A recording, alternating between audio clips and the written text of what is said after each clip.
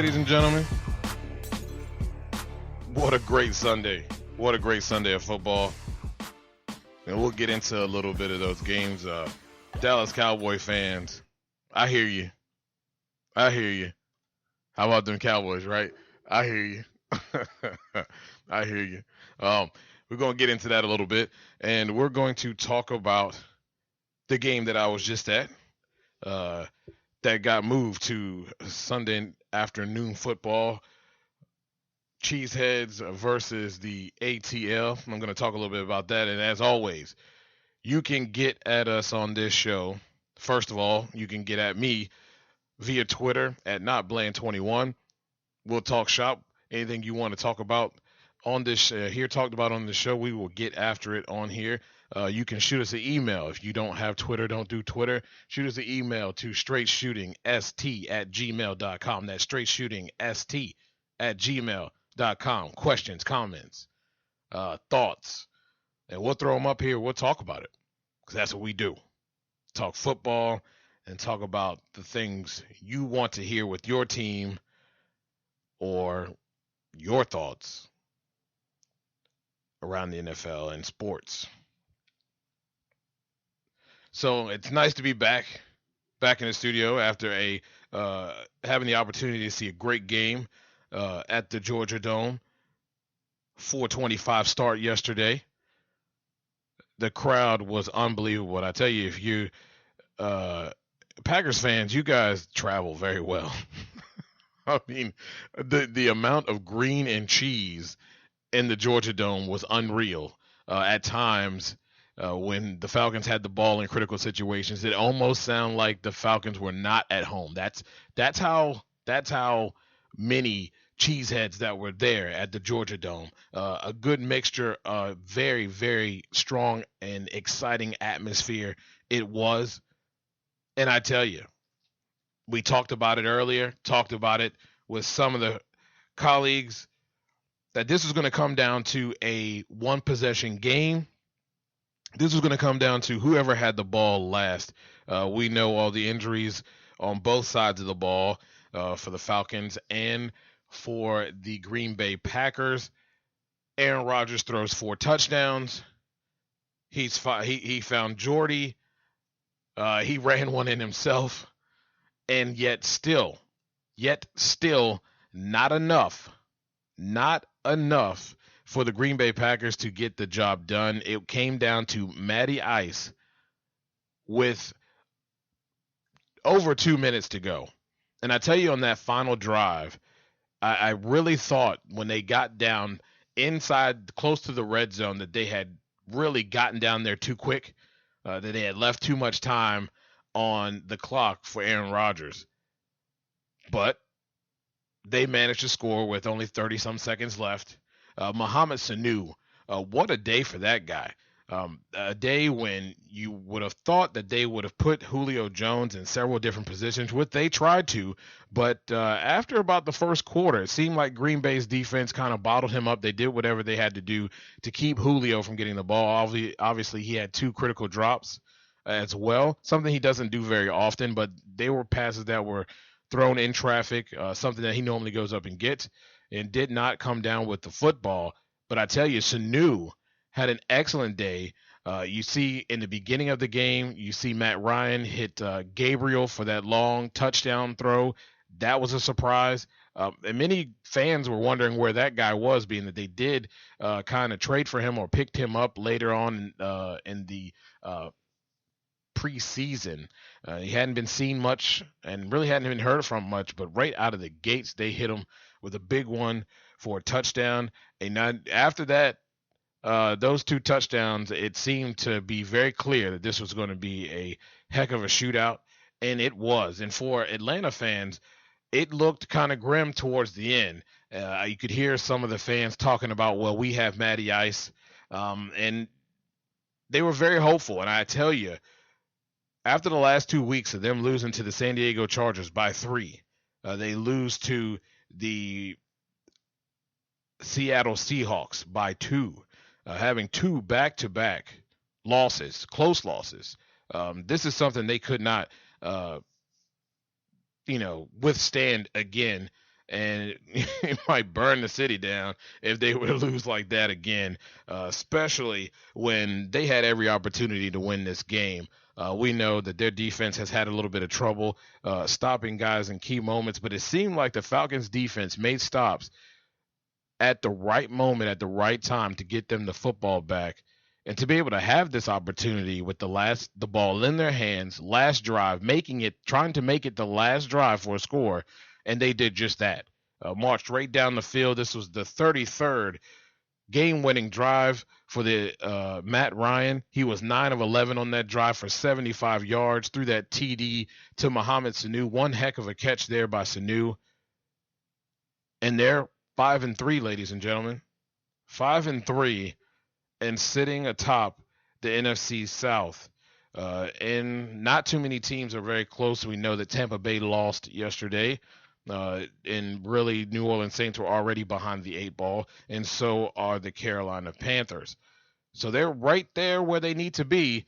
And we know what happened last year. They got off to a 6-1 start, I believe, and then kind of tanked the last half of the season. But Matty Ice is who he has been known to be. He's calm, cold under pressure, and he did an excellent job. And they're in a very good spot now. If they can just tighten up the defense and start to get a little bit of a consistent pass rush there. They did have 3 sacks on Aaron Rodgers. I felt they could have had more. And you could see that at times Aaron Rodgers was able to be who he was, floating around the pocket, making throws down the field, finding guys open. And that's really what hurts that Atlanta secondary. And that's something that's going to have to improve. But 5-3, sitting atop the division, and then Thursday Night Football, they go play the Tampa Bay Buccaneers, and you know how much I love Thursday Night Football. Need to get rid of the Thursday Night Football games, and it just needs to be. We're going to talk about that later in the week, but yeah, I'm not really excited about them going to play the Tampa Bay Buccaneers on Thursday night at all. But hey, they could be 6-3 by the end of the week. Now, Dallas Cowboys. I was able to watch that after the game on my way home, and I tell you, unbelievable of what Dak Prescott continues to do. And they're 2 games ahead of anyone, of the next place guy in the NFC East. Sitting atop the NFC East at a cold 6-1. Who would have thought, right? Romo goes down. They're going to insert a rookie. They got a rookie running back. Defense doesn't look that great. And all of a sudden, boom. Here we are, sitting 6-1. Top the NFCs. Unbelievable. Many are like, I don't even understand how this is possible. And I discussed this at the beginning of the season. Again, you can check out my work, sportsjourney.com. Sportsjourney.com. And we wrote an article in preseason talking about this formula, 2014 formula of having a good running game, a guy who protects the football, doesn't turn it over and put the defense in bad spots, and the defense just playing sort of a bend but don't break. And I have to tell you, I have to give the defense a little bit more credit than just that. You have Mo Claiborne. Unfortunately, he's going to deal with a growing injury. He's going to miss some time, but he has played above expectation. And really,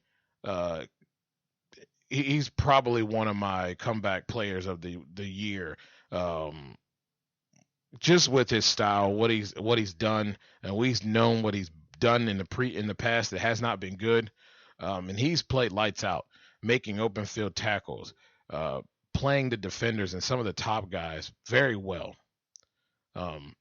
He's been a stud, and you know how I feel about Carr.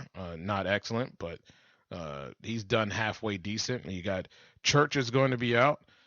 So they're going to be missing some pieces in this up and coming time, but it's all about plug and play. And it seems to me, as I said a few shows ago, Marinelli deserves a lot of credit for what he's done with very little talent, especially in the front seven outside of Lee. They have a couple other guys that can fly around, but they don't have a lot of depth either. And he's gotten the most out of his guys, and that's what good coaches do. They get the most out of their guys. Now, I said it, and I tweeted it, and I also posted it as well. Um, there under no circumstances should there be ever be a discussion for the rest of this season of whether Tony Romo is coming back or not. Now we know it's Jerry Jones and what Jerry likes to do, but I'm gonna tell you, there's no discussion here.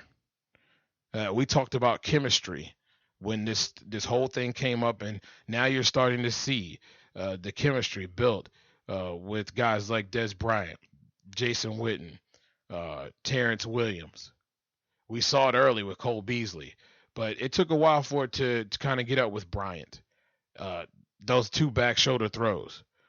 Those are things that Tony Romo would do, and that's building a rapport. That's comes from practice, building rapport with this guy and being out there. And now he's able to do those same things. I saw a little bit of Tony Romo in him last night. The little Houdini moves, the little swirl at the end in overtime, and gets out in the open and finds Witten standing around with nobody around him. You thought that they were just playing catch, nobody around. Somebody forgot to cover that guy. Getting that game-winning touchdown. Very impressive for the Dallas Cowboys, and we're going to talk a little bit more about the schedule, about the NFC East, and how this is all going to pan out. But right now, they're sitting pretty right now at 6-1. Now let's take a look at an interesting matchup tonight: the Chicago Bears. The Chicago Bears taking on the Minnesota Vikings. Yeah, that guy, Jay Cutler's coming back. After injuring his poor thumb, he's coming back, and it's going to be at the right time.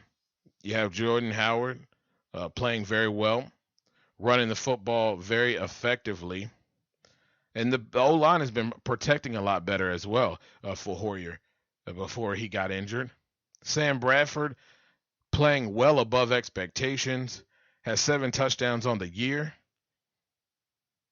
And their defense has been playing out lights out, not allowing a lot of rushes per game at about 87 or 74, excuse me. And really the Bears haven't allowed a lot of rushing, but they have allowed a considerable amount of passing, almost 300 yards passing per game. So this is going to be a interesting matchup here in Soldier Field on Monday night. And I think if you're a Bears fan, what you want to see is a little bit of balance. And you want to see Jay Cutler do what Jay Cutler does. And he has that kind of rapport with his receivers, and mainly Alshon Jeffrey, getting the ball deep. If they can get the ball deep, that's going to soften the defense and enable Howard to be able to run the ball a lot better. And you saw that in the previous game between the defenses and the offense with Hoyer in there. They just could not get the ball rolling in the running game. Wasn't able to test the ball deep. And when they don't respect your deep ball because they feel like they can cover you man to man, they're going to stack the box and force you to beat them deep before they give any kind of help to that deep ball. And Minnesota's a definitely tenacious defense. They're going to get after Jay Cutler. And this is why I feel like the Minnesota Vikings are going to win this football game because when pressure is great, Jay Cutler throws interceptions. And we know turnovers can kill a football team, and Jay Cutler is good for at least 1 or 2 because he tries to force them, or because of him being under pressure, he makes error throws. And this defense is known to get after the quarterback and get after him strong. Sam Bradford's been pretty solid in not turning the football over, although they do not have a running game. And that's something that the Bears defense is not very keen on. Although, if they can do what the Eagles did, force them to do something they don't like to do, and that's run the football, they have a chance. But I'm telling you, they don't have a chance tonight. I think this is going to be kind of ugly in the second half. I'm going to take the Minnesota Vikings over the Chicago Bears in an ugly beatdown in the second half of this game. Well, enjoy Monday Night Football, ladies and gentlemen. It was a great weekend in football. I think we had like 3 games that were decided by 3 points or 6 points or less.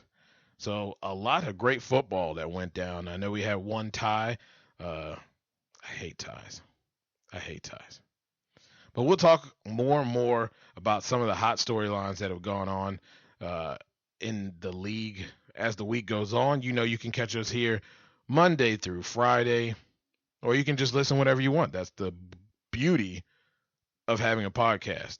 So go over to iTunes, look up Straight Shooting Sports Talk, hit subscribe, and you can take me wherever you want. All right, guys. Enjoy Monday Night Football, and we will get at you tomorrow. Yeah, crab cakes and football. That's what Maryland does.